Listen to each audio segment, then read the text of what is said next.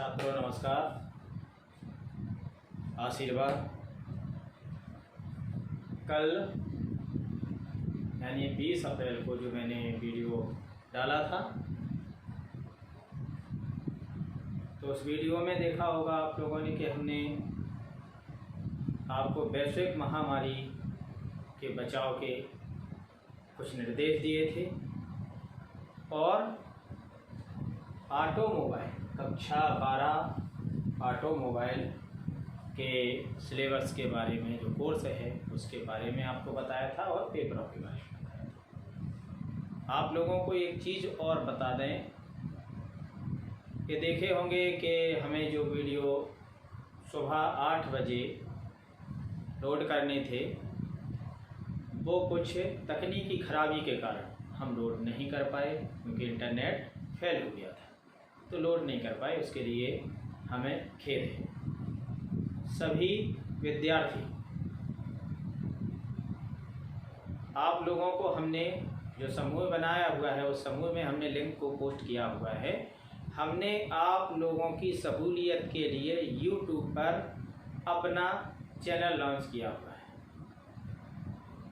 उसकी लिंक हमने भेजी है। सभी छात्र सबसे पहले उस लिंक पर जाकर हमारे चैनल को सब्सक्राइब करेंगे, बेल आइकन दबा के सब्सक्राइब करेंगे और वीडियोस को लाइक करेंगे। ठीक है, ये मैंने क्यों किया?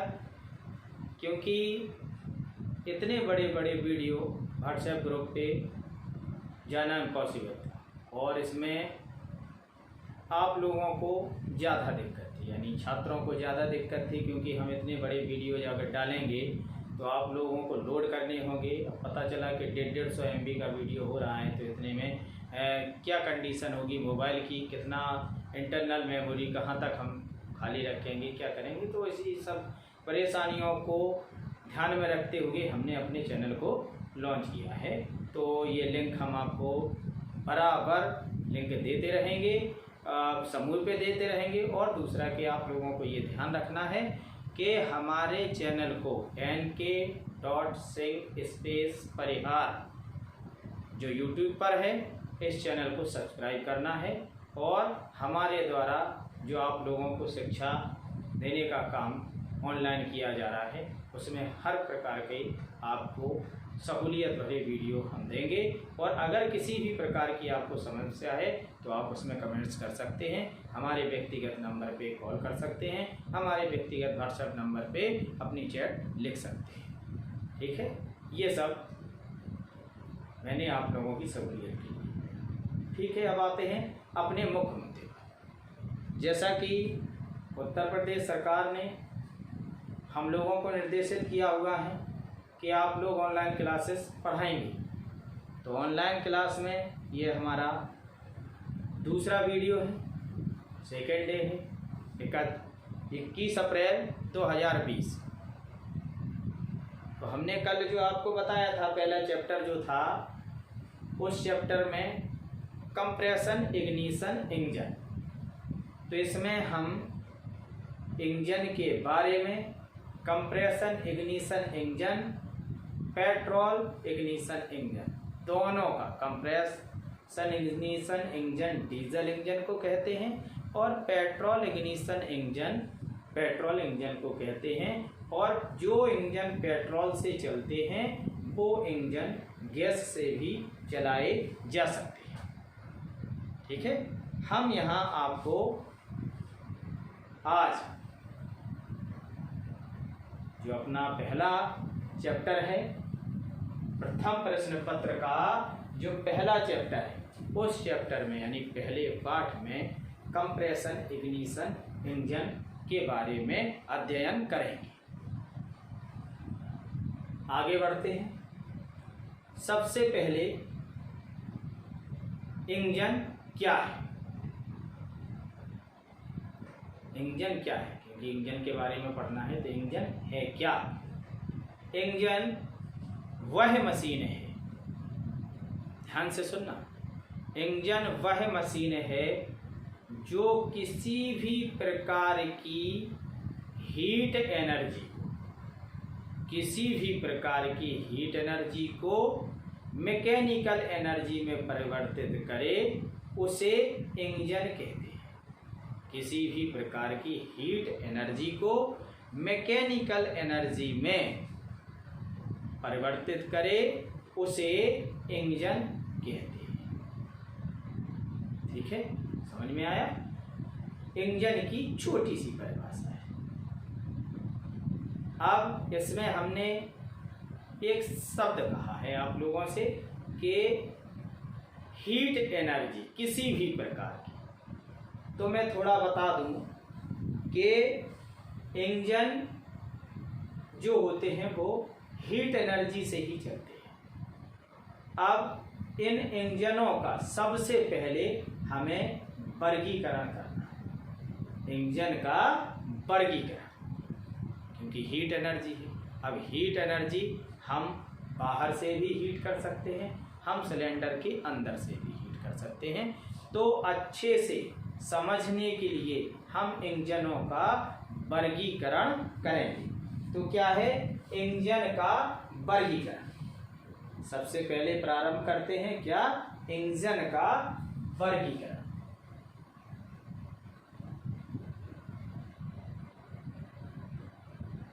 इंजन का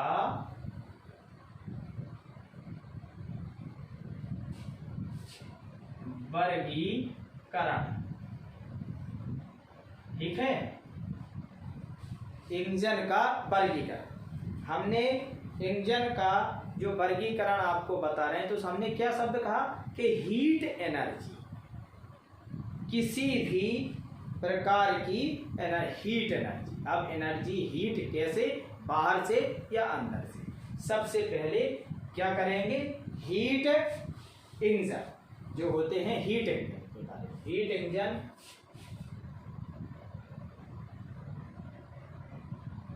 हीट इंजन। ठीक है, क्या बताया था हमने कि इंजन कैसे वर्गीकरण जो करना है, तो इंजन के वर्गीकरण में हीट इंजन कैसे भी अपन को हीट देना है, हीट यानी गर्मी। तो इनका वर्गीकरण जो होगा वो दो प्रकार से। ध्यान करें,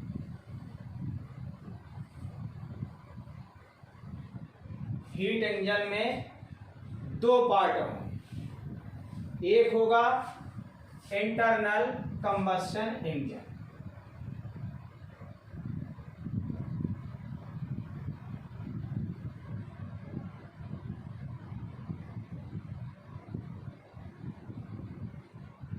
इंटरनल कंबस्शन इंजन। दूसरा एक्सटर्नल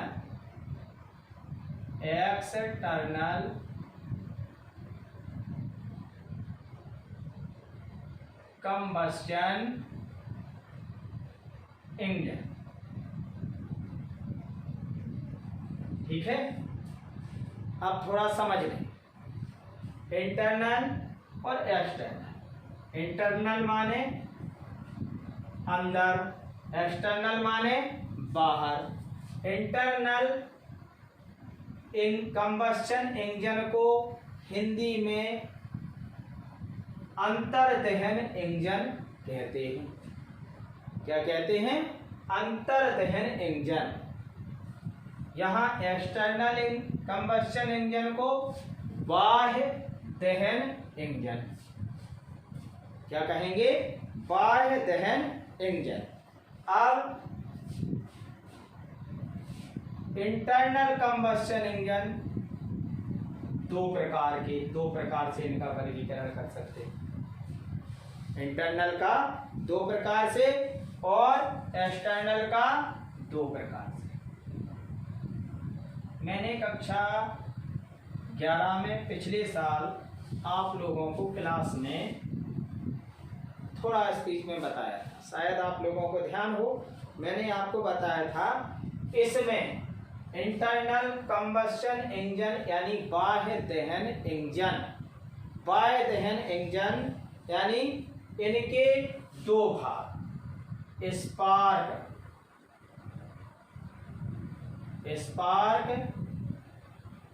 इग्निशन इंजन,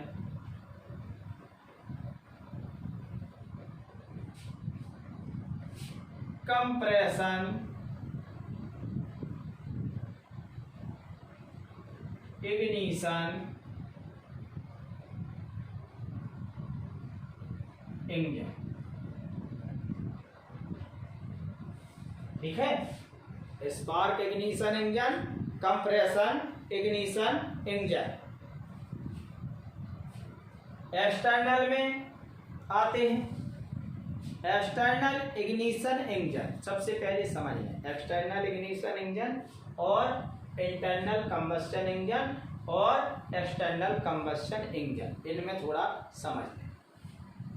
एक्सटर्नल जो कंबस्शन इंजन होते हैं, इनमें फ्यूल को, जो ईंधन होता है, ईंधन को सिलेंडर के बाहर जलाते हैं। कहाँ जलाते हैं? सिलेंडर के बाहर जलाते हैं। और इंटरनल कंबस्शन इंजन में फ्यूल को सिलेंडर के अंदर जलाते हैं। एक्सटर्नल कंबस्शन इंजन का उदाहरण, रेलवे में पहले भाप इंजन हुआ करते थे। भाप इंजन एक्सटर्नल कंबस्शन इंजन का ही उदाहरण थे। अब आज के परिवेश में आप लोगों ने भाप इंजन तो देखे नहीं हैं, यदा कदा चलते हैं इंजन। फेरी क्वीन नामक जो सबसे पुराना इंजन है रेलवे का, वो आज भी चलता है। खैर वो चीज़ छोड़ो, लेकिन उदाहरण में आप लोगों को एक दूँ कि जीते जागते उसमें अभी वर्तमान परिवेश में हर घर में आप लोग देखते हैं, उदाहरण हर घर में प्रेशर कुकर देखा है। प्रेशर कुकर खाना बनता है इसमें। तो प्रेशर कुकर में देखा होगा कि अपन लोग कोई भी सब्जी या चावल वगैरह बनाते हैं तो उसमें पानी भर देते हैं और गैस पे रख देते हैं। तो गैस क्या है? गैस कहाँ जला रहे हैं? बाहर जला रहे हैं। और फ्यूल कहाँ भरा है? यानी तेल या पानी के रूप में कहाँ भरा है? पानी कहाँ भरा है? ये प्रेशर कुकर के अंदर। जब बाहर से अपन लोग इसको हीट करते हैं, हीट एनर्जी देते हैं, तो अंदर पानी खौलने लगता है। पानी के खौलने से भाप बनती है, स्टीम बनती है। और स्टीम का प्रेशर इतना बढ़ जाता है कि प्रेशर कुकर के ढक्कन पर एक वेट लगा होता है, जिसे सीटी बोलते हैं आम भाषा। उस वेट को जब भाप का प्रेशर बनता है तो वेट को उठा देता है तो भाप निकलने लगती है। यही पैटर्न, सेम यही सिस्टम जो है प्रेशर कुकर का, आज के प्रेशर कुकर का इंजन जो सिस्टम है, वो पुराने इंजनों में बड़े रूप में किया जाता था कि बाहर फ्यूल को जलाते थे। फ्यूल के रूप में कोयला या लकड़ी का प्रयोग किया जाता था। एक बड़े से बीकर में, यानी एक बड़ा सा एक ड्रम बना लिया जाता था या बॉयलर बना लिया जाता था, उसमें पानी भरा रहता था। उसको अपन पानी को खौलाते थे और भाप निकलती थी। भाप को निकलने से, भाप के प्रेशर से पिस्टन को धक्का लगता था और इंजन गतिमान हो जाता था। लेकिन क्या होता था कि स्टीम इंजन जो थे, वो स्टीम इंजन काफ़ी बड़े बनाए जाते, छोटे नहीं पड़ते थे। बड़े इंजन बनाने पड़ते थे तो स्वाभाविक है कि खर्चा ज़्यादा आता था और इनसे पॉल्यूशन भी बहुत। तो इनमें एक्सटर्नल कंबस्शन इंजन, हमने स्टीम इंजन, स्टीम इंजन और यहाँ turbine engine.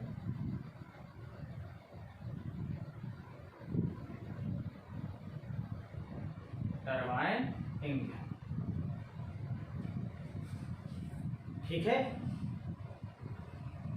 External combustion engine भाप इंजन या टरबाइन इंजन में वर्गीकृत कर सकते हैं। अब सुने, अब इन इंजनों का जो देख रहे हैं एक्सटर्नल कंबस्शन इंजनों का प्रयोग अब बंद हो गया है।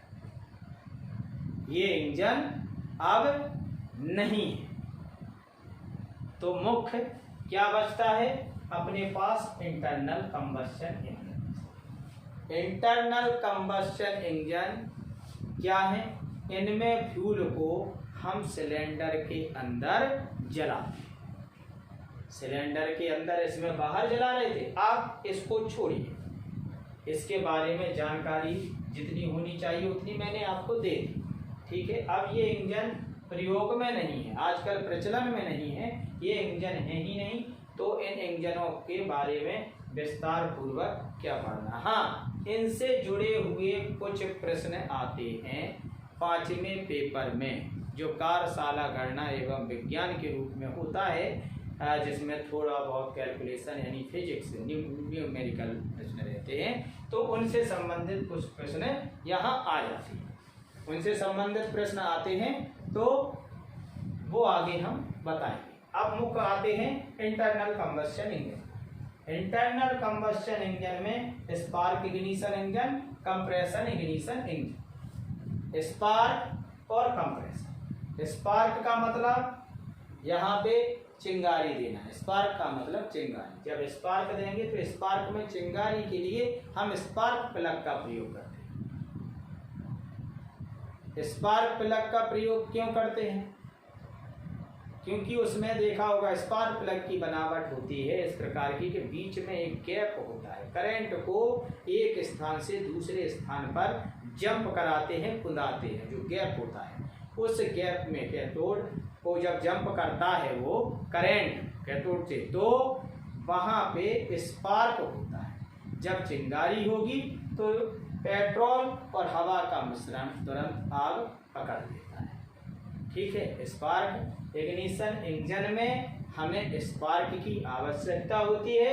कंप्रेशन इग्निशन इंजन में, कंप्रेशन इग्निशन इंजन यानी डीजल इंजन, इसमें हमें स्पार्क की आवश्यकता नहीं होती है। इसमें हमें हवा को कंप्रेस करना होता है यानी दबाना होता है, जिससे इसके आयतन में वृद्धि यानी ऊष्मा बढ़ती है, इसका तापमान बढ़ता है कंप्रेशन के कारण दबाव, ठीक है। अब ये इंटरनल के स्पार्क और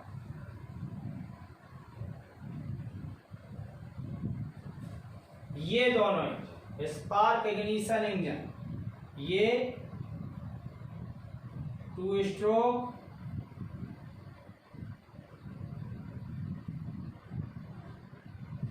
फोर स्ट्रोक,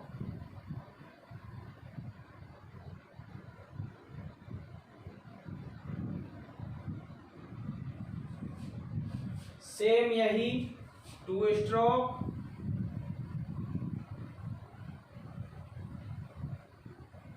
4 स्ट्रोक।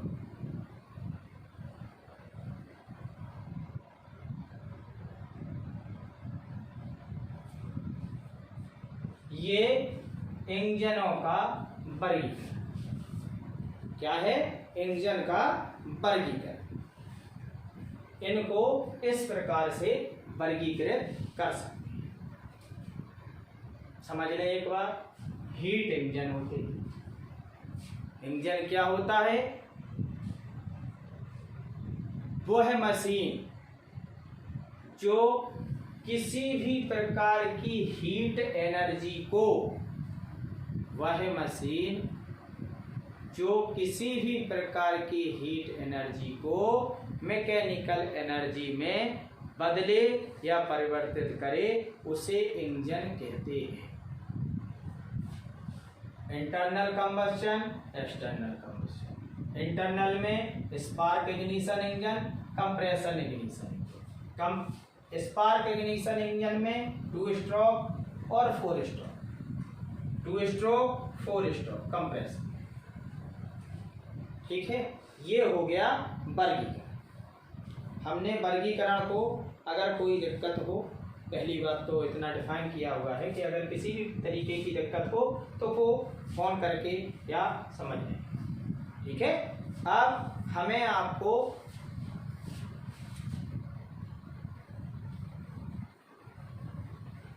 ये हो गया वर्गीकरण। ठीक है, वर्गीकरण के बाद हम थोड़ा समझाते हैं कि एक्सटर्नल इग्निशन इंजन में इंजन किस प्रकार का, थोड़ा समझ लें। इसके बाद आगे हम आपको इंटरनल इग्निशन इंजन के बारे में बताएंगे। थोड़ा बता दें सचिन, थोड़ा सा उदाहरण देके बता दें external ignition engine. External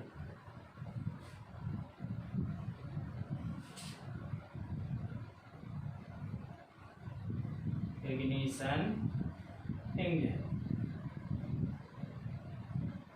external combustion engine,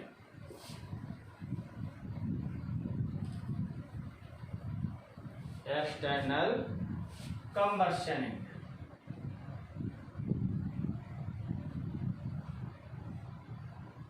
engine. इनको थोड़ा समझ, हमने क्या बताया था कि ये स्टीम इंजन कार्यविधि कैसे होती है। इसमें एक बीकर है या कंटेनर है, ठीक है, एक बीकर या कंटेनर पानी का,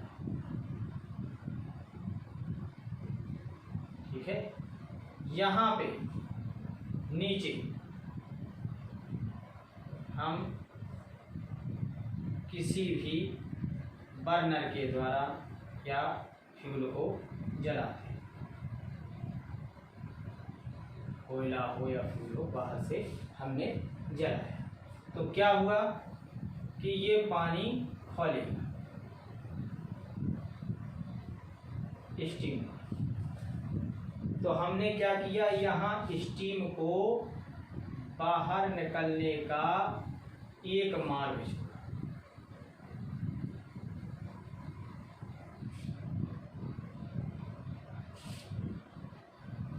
स्टीम को बाहर निकलने का हमने एक मार्ग, यहाँ पे हमने एक सिलेंडर की संरचना करके रखी।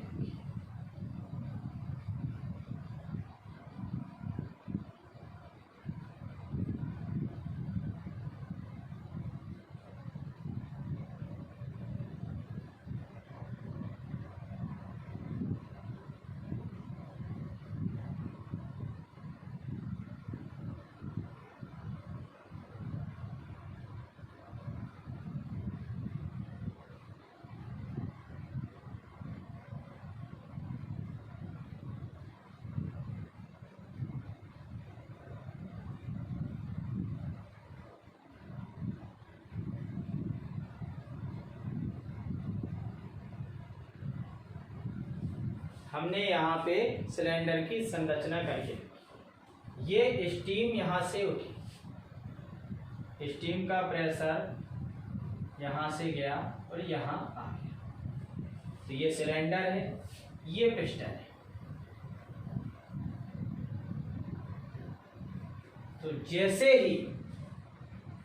ही भाप का प्रेशर बढ़ेगा, जैसे यहाँ हीट करेंगे, अब जब अधिक हीट करेंगे तो स्वाभाविक है पानी खौलेगा, जब खौलेगा तो इसमें भाप बनेगी, भाप को निकलने का कहीं रास्ता नहीं होगा, तो हम सीधा यहाँ सिलेंडर में लाएंगे। तो क्या करेंगे, ये भाप नीचे की तरफ पिस्टन में धक्का लगाएगी, जैसे ही यकायक धक्का लगेगा पिस्टन नीचे को जाएगी और इंजन गतिमान हो जाएगा।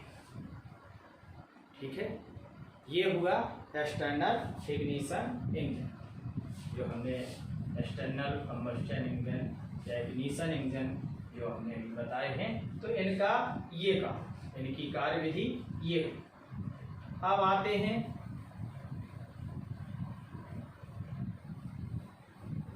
Internal combustion engine.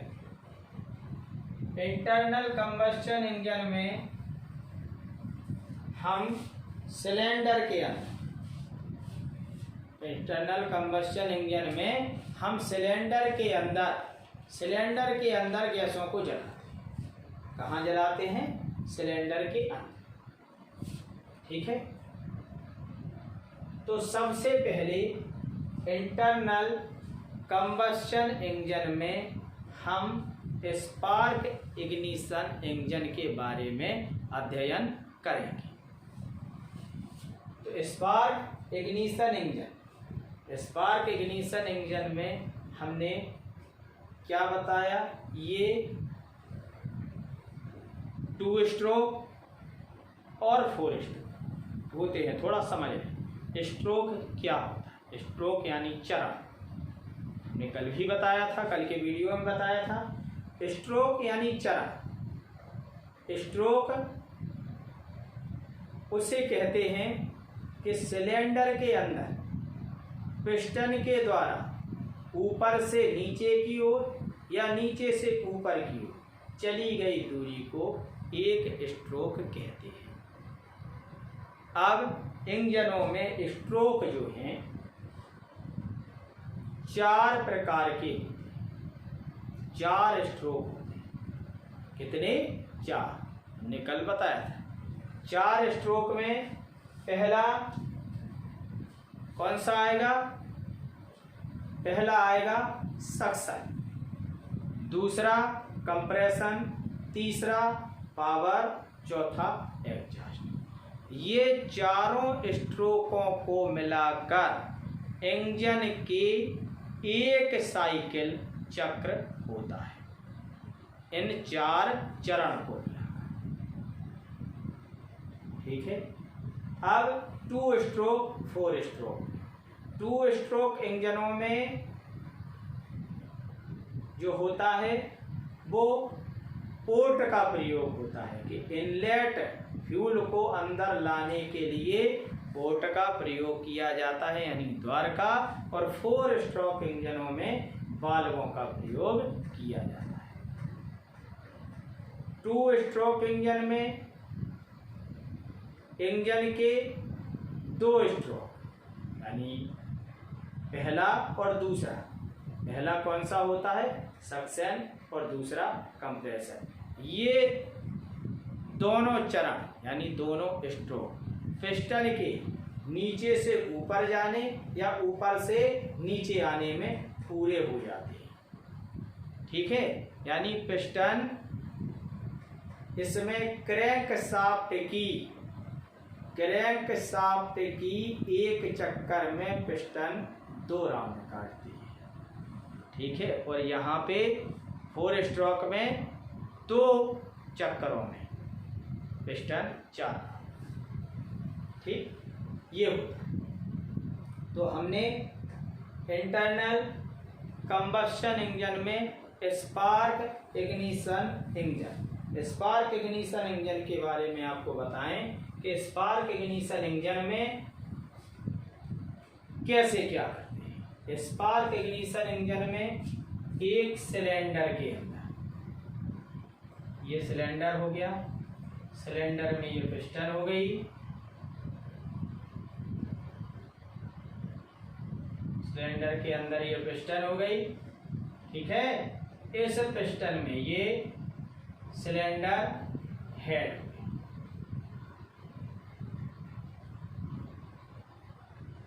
Cylinder head हो गया। यहाँ पे ये वाल्व हो गए, एक इनलेट और एक आउटलेट, एक इनलेट एक आउटलेट।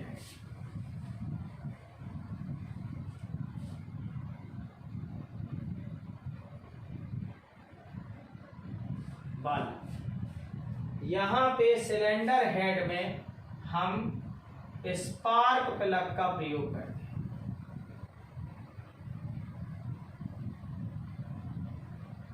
स्पार्क प्लग का प्रयोग करते हैं अंदर सिलेंडर। ठीक है। अब इसको स्पार्क कहाँ से देते हैं? बैटरी के द्वारा। स्पार्क बैटरी के द्वारा, ठीक है। स्पार्क बैटरी के द्वारा देंगे। छोटे वाहनों में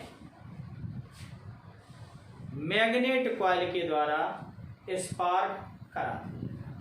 मैग्नेट कॉइल से करंट बनाया जाता है और करंट को प्राइमरी कॉइल से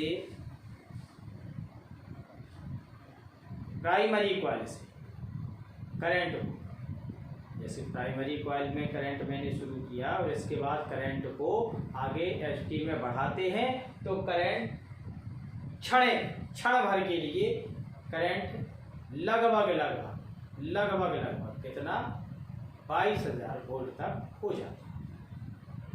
तो वो स्पार्क प्लग पे आता है क्षण भर, ठीक है। ये छोटे वाहनों में होता है। बड़े वाहनों में मुख्य जो होता है वो बैटरी से स्पार्क दिया जाता है। बैटरी से हमने स्पार्क दिया, जैसे ही यहाँ स्पार्क का, अब सुन ले, पहले स्ट्रोक, पहला स्ट्रोक कौन सा होगा? सक्शन। सक्शन स्ट्रोक कौन सा पढ़ रहे हैं? स्पार्क। स्पार्क इग्निशन इंजन, यानी पेट्रोल इंजन।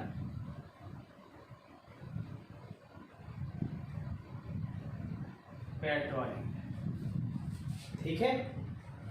यहां पे पहले स्ट्रोक में जो सिलेंडर के अंदर पिस्टन नीचे की ओर, ये हिस्सा हो गया, ऊपर के हिस्से को TDC बोलते हैं और नीचे के हिस्से को BDC बोलते हैं। अब हमने सीधा बोल दिया कि ऊपर के हिस्से को नीचे के हिस्से को। मेन चीज क्या है? इसको TDC की परिभाषा और BDC की परिभाषा भी पूछी जाती है, पूछ लेते हैं कभी कभार। छोटे प्रश्नों में पूछ लिया जाता है, जो अति लघु उत्तरीय प्रश्न होते हैं, लघु उत्तरीय प्रश्न होते हैं, उसमें पूछ लिया जाता है कि TDC और BDC को क्या कहते हैं। TDC top dead centre. Top dead centre उसको कहते हैं जो पिस्टन की अधिकतम पिस्टन का वह बिंदु जिसके आगे पिस्टन ना जाए। ऊपर का वह बिंदु जिसके आगे पिस्टन ना जा सके उसको टॉप डेड सेंटर कहते हैं। क्या कहते हैं? Top dead centre. किसको कहते हैं? कि जिसके ऊपर पिस्टन ना जा सके, यानी वह पॉइंट या वह स्थान जिसके आगे पिस्टन ना जा सके, या पिस्टन की उच्चतम जो स्थिति है उसको TDC बोलते हैं। और BDC बॉटम डेड सेंटर, यानी पिस्टन का वह बिंदु जिसके नीचे पिस्टन ना जा सके उसको बॉटम डेड सेंटर बोलते हैं, ठीक है। मैंने सीधा बता दिया था कि ऊपर और नीचे, इसमें top dead centre, bottom dead centre, ठीक है। पिस्टन हमेशा 4 स्ट्रोक इंजनों में पिस्टन हमेशा ऊपर से नीचे की ओर आती है, यानी TDC से BDC की ओर पिस्टन चलना प्रारंभ करती है, ठीक है। जैसे ही पिस्टन TDC से BDC की ओर चलना प्रारंभ करेगी, वैसे ही ऊपर के सिलेंडर के ऊपर के हिस्से में वैक्यूम बने। उस वैक्यूम के कारण इनलेट वाल्व के रास्ते या इनलेट वाल्व से कार्बोरेटर से हवा और पेट्रोल का मिश्रण सिलेंडर के अंदर आ जाए। ठीक है, किसमें? Suction stroke. अब दूसरा कंप्रेशन स्ट्रोक।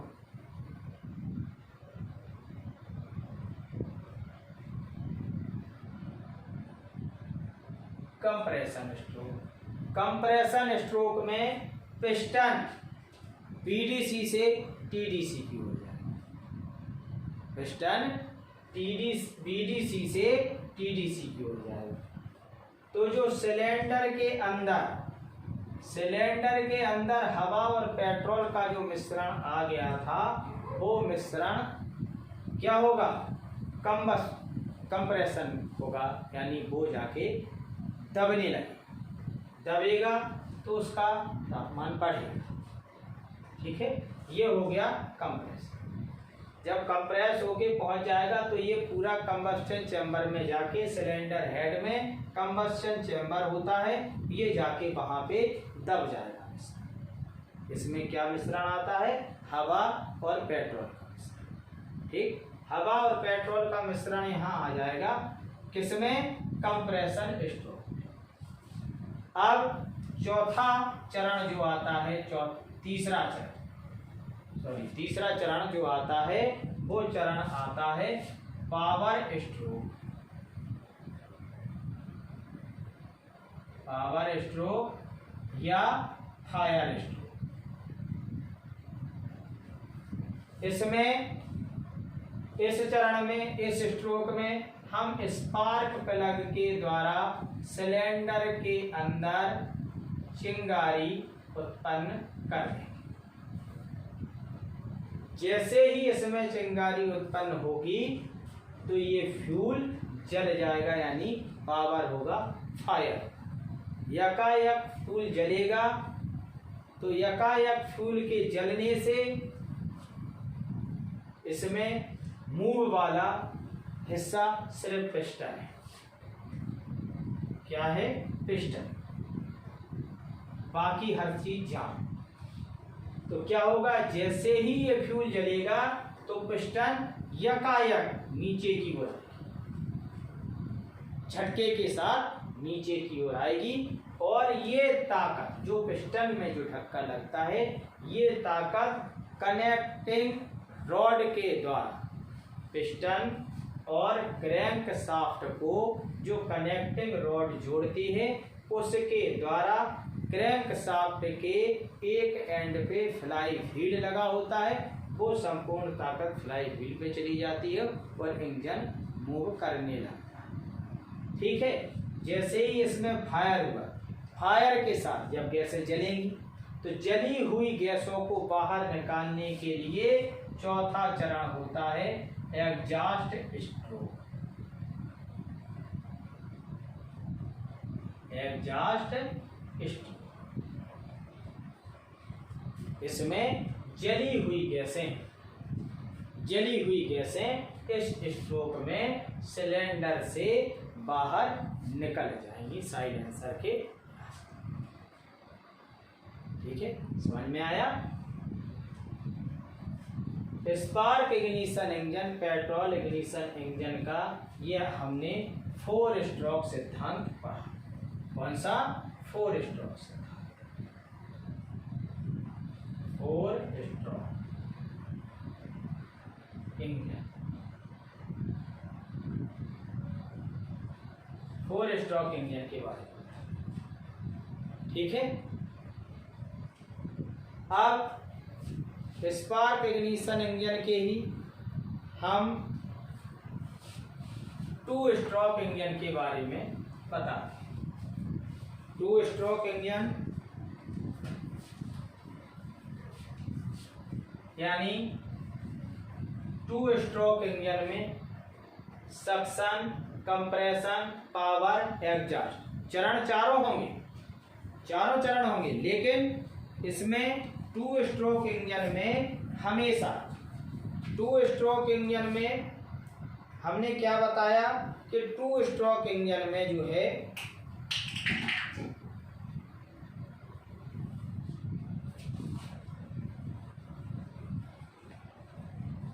टू स्ट्रोक इंजनों में ये जो 4 चरण होते हैं ये पिस्टन के 2 चक्रों में पूरे होते हैं और 4 स्ट्रोक इंजनों में 4 चक्कर में पूरे होते हैं।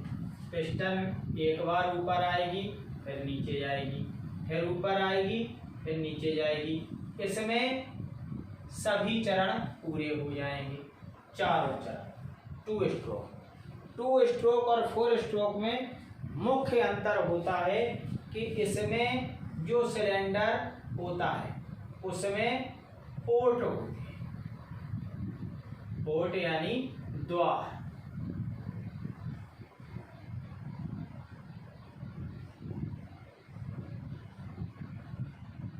इसमें द्वार होते हैं।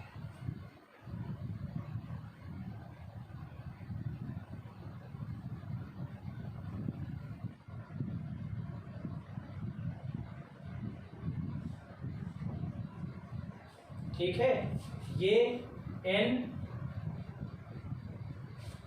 ये आउट, यानी इनलेट आउटलेट। क्या है ये? पोर्ट, PORT, पोर्ट यानी द्वार। ठीक। 2 स्ट्रोक इंजनों में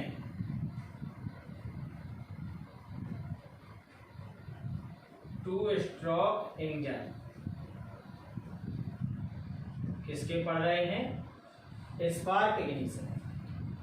2 स्ट्रोक इंजनों में पिस्टन हमेशा BDC और ये TDC।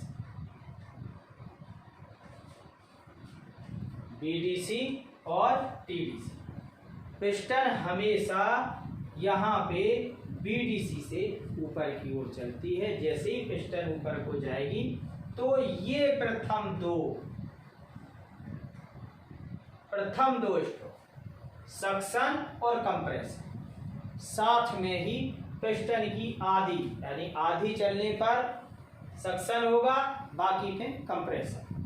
इसके बाद जब पिस्टन TDC से नीचे की ओर आएगी उसके साथ ये 2 स्ट्रोक हो जाएंगे। ठीक है, ये 2 स्ट्रोक हो जाएंगे। कौन कौन से? पावर और एडजस्ट। ये 2 स्ट्रोक इंजन की कार्य विधि वही होगी, सक्शन, कंप्रेशन, पावर और एडजस्ट, यही सब। ठीक है। अब क्या होता है कि पिस्टन जब हमने बताया TDC और BDC, जो इंजन में जब हम लोग सिलेंडर का प्रयोग करते हैं, जो सिलेंडर बनाया जाता है उस सिलेंडर के अंदर पिस्टन चलती है इसके अंदर। तो ये जो व्यास होता है सिलेंडर के यानी बेलन का व्यास, इसको बोर कहते हैं। इसे बोर कहते हैं। क्या कहते हैं? बोर कहते हैं। सिलेंडर के अंदर के व्यास बोर कहते हैं। थोड़ा जल्दी समझ लें क्योंकि ये चीज़ें छोटी हैं, थोड़ा इतना तो पता होगा ही कि बोर किसे कहते हैं क्या है, लेकिन फिर मैं आप लोगों को बता दूं कि सिलेंडर के अंदर का जो व्यास होता है वो बोर कहलाता है। अब क्या होता है कि इंजन की धारिता, इंजन की धारिता, इंजन की धारिता से तात्पर्य क्या होता है?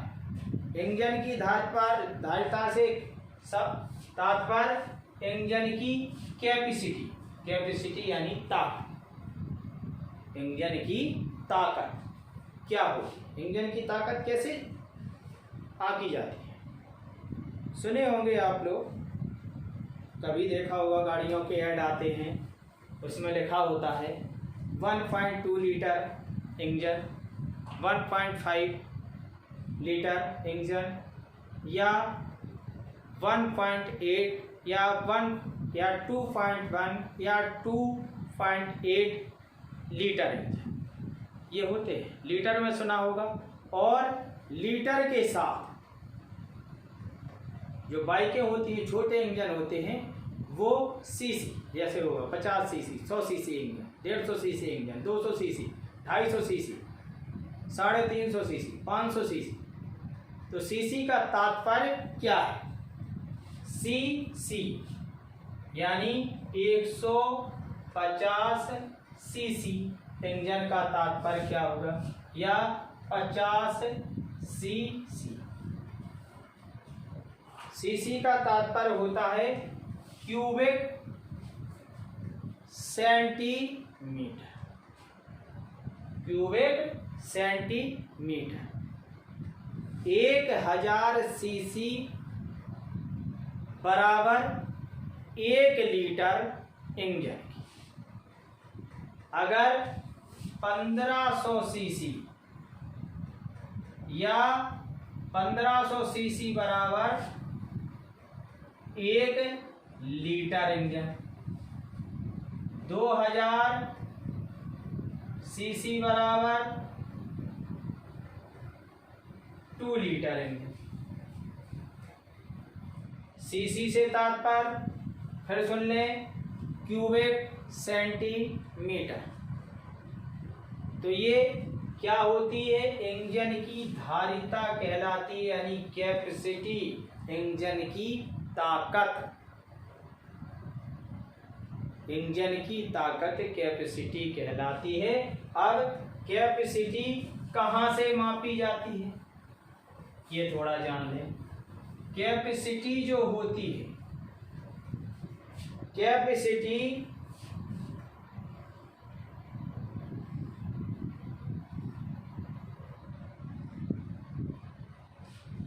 पिस्टन TDC, नीचे BDC,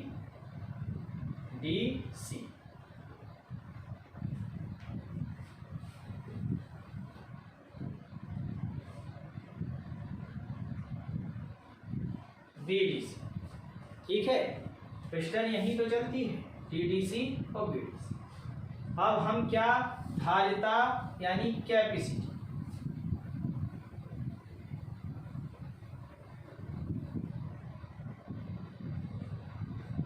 कैपेसिटी इंजन की ताकत तो कैसे मापते हैं? जो इंजन यानी पिस्टन सिलेंडर के अंदर, इंजन में पिस्टन सिलेंडर के अंदर TDC से BDC के बीच में, TDC और BDC के बीच में जो स्थान होता है, ये वाला स्थान, इस वाले स्थान को सीसी कहते हैं। यानी पिस्टन जितनी लंबाई चलेगी, जितनी दूरी चलेगी, उस खाली स्थान को सीसी कहते हैं। ठीक है, इसको सीसी कहते हैं। और मैंने क्या बताया कि 1000 सीसी, क्योंकि इंजन 2 ही उसमें मापे जाते हैं, अधिकांश देखा होगा कि 2 ही उसमें मापे जाते हैं। 2 ही इनकी धारिता यानी कैपेसिटी के मानक होते हैं, सीसी या लीटर। तो जो सीसी होता है, CC cubic centimetre, 1000 cubic centimetre बराबर 1 लीटर इंजन की ताकत के बराबर होता है। ठीक है, तो आज मैंने आपको इंजन के वर्गीकरण में एक्सटर्नल कंबस्शन इंजन और internal combustion engine. Internal combustion engine में स्पार्क इग्निशन इंजन यानी पेट्रोल इंजन में 2 स्ट्रोक और 4 स्ट्रोक इंजन, इनके हमने सचित आपको उदाहरण दिए हैं। इस प्रकार इंजन कार्य करता है। इंजन के 4 चरण होते हैं, ये सभी मैंने आपको बताए हैं। अब इसके अनुसार आप लोगों को हमने जो पॉइंट बताए हैं उसमें प्रश्न बनते हैं कि 4 स्ट्रोक इंजन और 2 स्ट्रोक इंजन में क्या अंतर है। अंतर में मैंने बताया कि जैसे उसमें बोल्ट होते हैं, इसमें बाल्व होते हैं। ठीक है, इसमें बोल्ट, इसमें बाल्व होते हैं। एक चीज़ और थोड़ा विशेष था, थोड़ा इस चीज़ को ये संज्ञान में आ गया, अचानक आ गया कि जब सक्शन स्ट्रोक प्रारंभ होता है, जब भी सक्शन स्ट्रोक प्रारंभ होता है तो मैं एक चीज़ बता दूं आप लोगों को कि सक्शन स्ट्रोक या कंप्रेशन स्ट्रोक, सक्शन स्ट्रोक शुरू होता है तो इनलेट वाल्व सक्शन स्ट्रोक के 10 अंश पूर्व खुल जाता है। कब खुल जाता है? 10 अंश पूर्व खुल जाता है, यानी पिस्टन सक्शन करना प्रारंभ करती है, इसके 10 अंश पहले इनलेट वाल्व खुल जाता है। ठीक, और एग्जॉस्ट स्ट्रोक में जो आउटलेट वाल्व होता है वो एग्जॉस्ट स्ट्रोक के 50 अंश पूर्व खुल जाता है, क्योंकि जली हुई गैसों को वेग से निकलने की आवश्यकता होती है, इसलिए 50 अंश पूर्व खोला है। एक स्थिति वह भी होती है जिसमें दोनों वाल्व, इनलेट और आउटलेट, दोनों वाल्व एक स्थिति में खुले रहते हैं। ऐसा भी होता है ना, क्योंकि वाल्व डांसिंग पोजीशन में होते हैं। जिस तरीके से अपन लोग पैर चलाते हैं, जब भी देखा होगा कि एक पैर आगे बढ़ाएंगे दूसरा पैर जमीन में लगा होगा, जब आगे दूसरा बढ़ाएंगे तो एक जमीन में लगा होगा। ये पोजीशन वो होती है कि दोनों पैरों के पंजे उठे होते हैं। सेम ऐसी ही कंडीशन में ये वाल्व काम करते हैं। ठीक है, अब इससे संबंधित जो प्रश्न हैं वो आप लोगों को करने। प्रश्न जैसे petrol ignition engine, 4 stroke ignition engine के चारों चरण के बारे में विस्तार से लिखिए। तो प्रथम चरण में सुन लें। प्रथम चरण में क्या होगा? प्रथम चरण सक्शन स्ट्रोक। सक्शन स्ट्रोक में पिस्टन टीडीसी से बीडीसी की ओर चलना प्रारंभ करेगी। जैसे ही पिस्टन टीडीसी से बीडीसी की ओर चलना प्रारंभ करेगी, वैसे ही सिलेंडर के अंदर इनलेट वाल्व के द्वारा कार्बोरेटर से हवा और पेट्रोल का मिश्रण इंजन के सिलेंडर के अंदर आ जाएगा। क्या? हवा और पेट्रोल का मिश्रण। ठीक, ये पहला चरण हुआ, यानी पहला स्ट्रोक। दूसरा स्ट्रोक कौन सा? Compression stroke. कंप्रेशन स्ट्रोक में हवा और पेट्रोल का मिश्रण जब पिस्टन बीडीसी से टीडीसी की ओर चलना प्रारंभ करेगी तो हवा और पेट्रोल का मिश्रण कंबस्शन चैम्बर में जाकर दब जाए। ऐसी स्थिति में दोनों वाल्व बंद होंगे, इनलेट और आउटलेट। इससे जो सिलेंडर के अंदर मिश्रण है उसे बाहर निकलने का कोई रास्ता नहीं मिलेगा, और जो मिश्रण है वो मिश्रण का जो तापमान होगा वो बढ़े, आयतन बढ़े। ठीक, अब तीसरा स्ट्रोक जो आता है, तीसरा चरण जो आता है वो पावर। पावर में हम स्पार्क प्लग से या चिंगारी देकर, किसी भी स्पार्क प्लग से चिंगारी देकर फ्यूल को जला दें। तो इस स्थिति में क्या होगा, जैसे ही फ्यूल जलेगा पिस्टन को एकाएक धक्का लगेगा और पिस्टन नीचे की ओर आएगी। जब पिस्टन नीचे की ओर आएगी, जैसे ही पिस्टन नीचे को आती है, इसके साथ ही एग्जॉस्ट स्ट्रोक होता है। एग्जॉस्ट स्ट्रोक में आउटलेट वाल्व खुल जाएगा। आउटलेट वाल्व से सिलेंडर के अंदर चली हुई गैसें वेग के साथ, आवाज के साथ, वेग के साथ सिलेंडर से बाहर निकल। ये चारों चरण। इसी प्रकार टू स्ट्रोक में हमने बताया कि इंजन के दो चरण यानी दो स्ट्रोक, सक्शन और कंप्रेशन पिस्टन के एक चक्कर में, यानी ऊपर से नीचे आने में या नीचे से ऊपर जाने में दो स्ट्रोक पूरे होते हैं। और इसके बाद दो स्ट्रोक यानी पावर और एग्जॉस्ट पिस्टन के नीचे से ऊपर जाने या ऊपर से नीचे आने में होते हैं। 2 स्ट्रोक 4 स्ट्रोक इंजनों में अंतर। एक्सटर्नल कंबस्शन इंजन और इंटरनल कंबस्शन इंजन में अंतर। ये सभी प्रश्न आपके इतनी थीसिस से जो हमने स्पीच दी है उससे आपके बनते हैं और ये प्रमुख रूप से पूछे जाते हैं। ठीक है, आप लोगों से आज हम विदा लेते हैं। अगला वीडियो अगले दिन लोड करेंगे। फिर मैं आपको बता दूं, हमने आप लोगों की सहूलियत के लिए YouTube पर अपना चैनल लॉन्च किया है। NK.Singh_Parihar YouTube पर इस चैनल को सब्सक्राइब करें, बेल आइकन दबाकर लाइक करें और जो वीडियो अपलोड है उस वीडियो से आपको जो मैंने प्रश्न बताए हैं उनको अपनी नोटबुक में तैयार कर लें।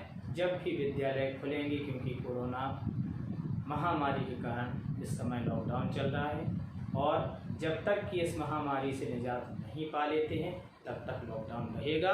तब तक हम आपको लगातार अनवरत प्रतिदिन वीडियो के माध्यम से ऑनलाइन या ऑफलाइन आपको क्लास देते रहेंगे। आप लोग घर पर ही रहें, अंदर रहें, घर पर रहकर ही तैयारी करें, नोट्स बनाएं। किसी भी स्थिति परिस्थिति में घर से बाहर ना निकलें, अधिकांश घर में ही बिताएं, लॉकडाउन का पालन करें। इसी के साथ हम आप लोगों से विदा लेते हैं। नमस्कार, शुभ रात्रि, शब्बा खैर, खुश रहें, प्रसन्न रहें।